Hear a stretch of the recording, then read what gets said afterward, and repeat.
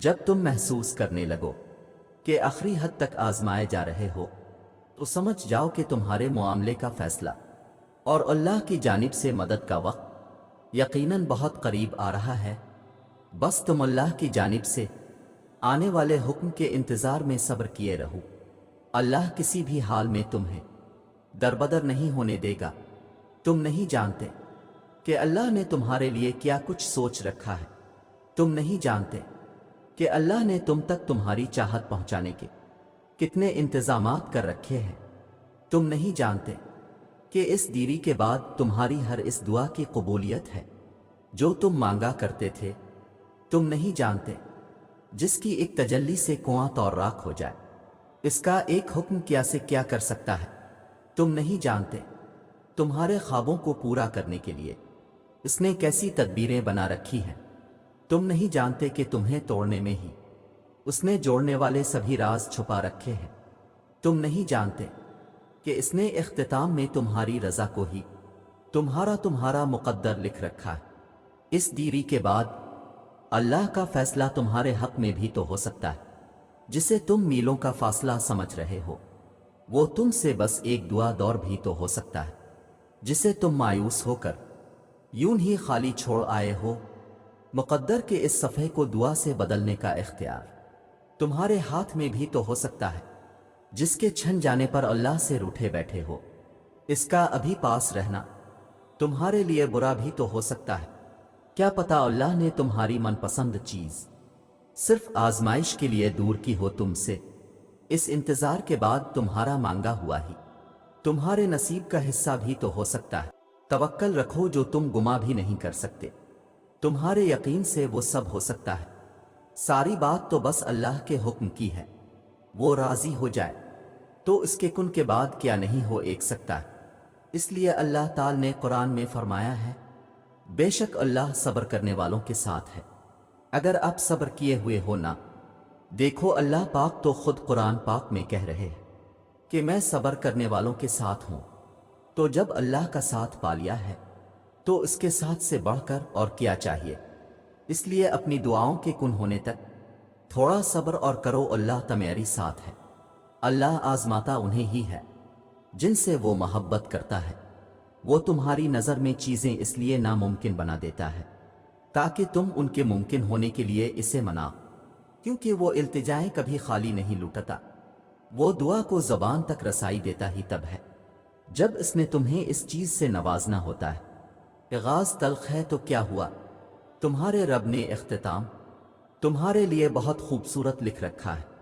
تمہارا مقدر تمہاری زندگی نہیں بناتا، تمہارا توکل تمہاری زندگی بناتا ہے۔ تمہارے پاس اب بھی دعا کا اختیار ہے، تمہاری کہانی اب بھی ختم نہیں ہوئی۔ تمہاری توفیق ہی قبولیت کی سب سے بڑی دلیل ہے۔ تمہارا صبر گواہ ہے، تمہارے لیے کن فی کون لکھا جا چکا ہے، اور تمہارے صبر کا صلہ اب تمہیں مل کر رہے گا۔ سنو، وہ تمہاری چھوٹی چھوٹی کوششوں سے بھی واقف ہے جو تم اس کی رضا میں راضی ہونے کے لیے کرتے ہو۔ وہ تمہارا صبر کرتے کرتے تھک کر گرنا اور پھر دوبارہ اٹھنا اور صبر کرنا بھی دیکھتا ہے۔ وہ تمہاری بے ربط دعاؤں کو بھی جانتا ہے جو تم ہر وقت دل میں مانگتے رہتے ہو۔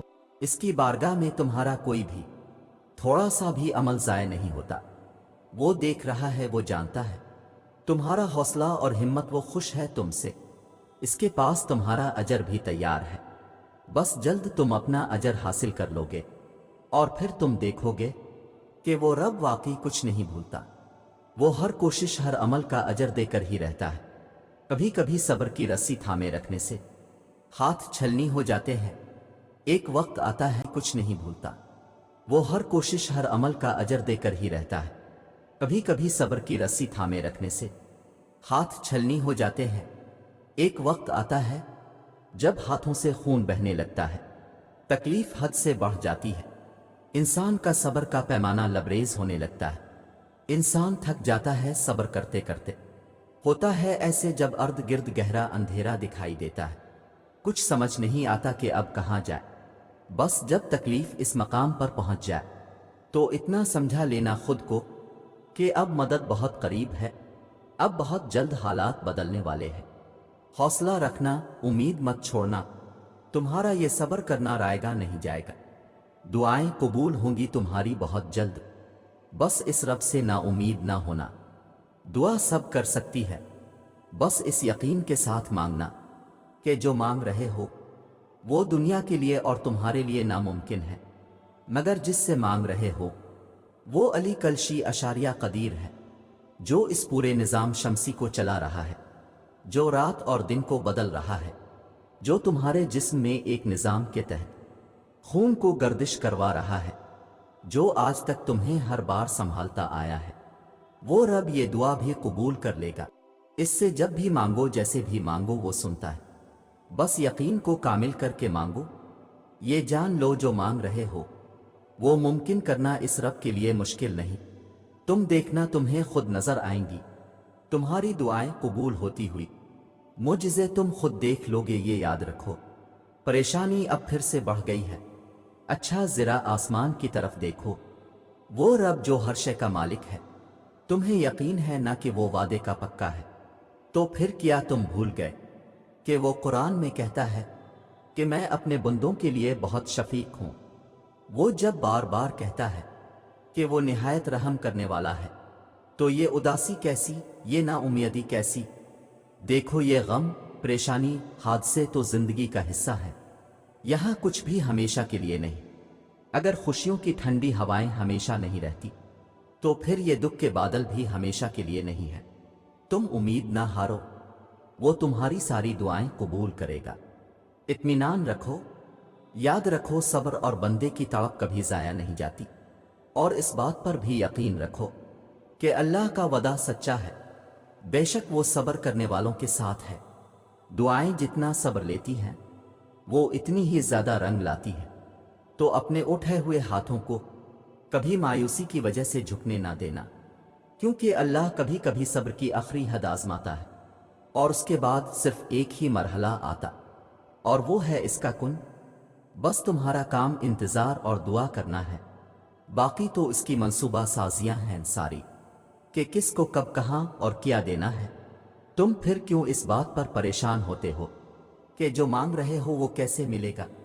یقین رکھو، پھر دیکھو جہاں سے گمان بھی نہیں وہاں سے ملے گا۔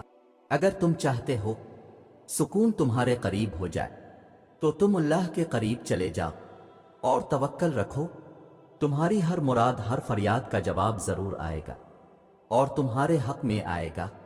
وہ جب تمہیں خود تک لے آتا ہے تو تمہیں تم تک بھی لے آتا ہے۔ وہ آداب دی انہی کو سکھاتا ہے جن کے مقدر میں قبولیت لکھ دیتا ہے، اور جب وہ معجزے کرتا ہے تو ان معجزوں کی شدت کو بہرا بھی سن سکتا ہے اور اندھا بھی دیکھ سکتا ہے۔ ایسا کوئی کام نہیں جو تیرے رب کے لیے ناممکن ہے۔